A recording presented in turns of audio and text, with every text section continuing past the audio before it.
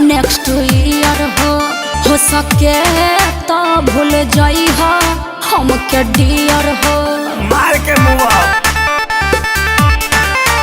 होता शादी हमार नेक्स्ट ईयर हो सके तो भूल जाई हो हमके डियर हो हमरा दुल्हन बने के फीलिंग अंदर जागता तनी ओकर फोटोवा देखाइबे ला देखा आई हो रामाथु एक और आदिला दरिया हौ समंदर लागता हौ का अरे कर पेटा बा अरे तो म्यूजिक में गावा एक दिल दरिया हौ समंदर लागता एक दिल दरिया हौ समंदर लागता तोरा दूल्हा चला घर के बंदर लागता तोरा दूल्हा चला घर के बंदर लागता तू का बड़ा छुछुंदर ना सुंदर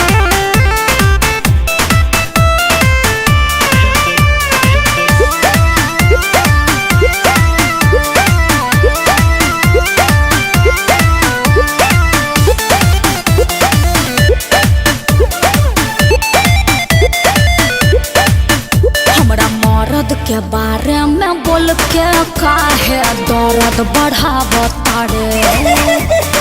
अपने तबारे पारानियों न काहे दांत चियारता रे तपिया घरे चल जाई पूजा करम फुट जाई का करब तब जवन बोला तारा बोलिया पवन डर लागता एकर दिला दरिया आहाऊ समंदर लागता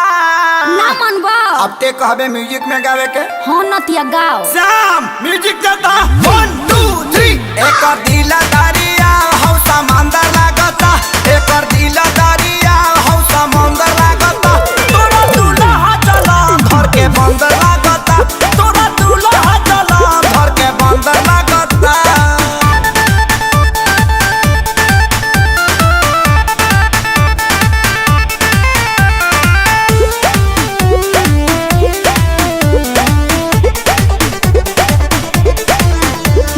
जरई के भी एगो हद होला हबे करोड़पति मोर राजा अच्छा तोहरा नियन लइका ढेरे उनकर अगोर तारे दरा बाजा कि बाबू ताहर खोजले बूढ़ा भाता तू दिही नहीं अखिलेश के सारी डाला प्यार होता हर देखे में नियतिया लफंदर लागता अरे का इब्यास तोनी मुंह किया वो ना अरे दही हका एक दिल दरिया हौ समंदर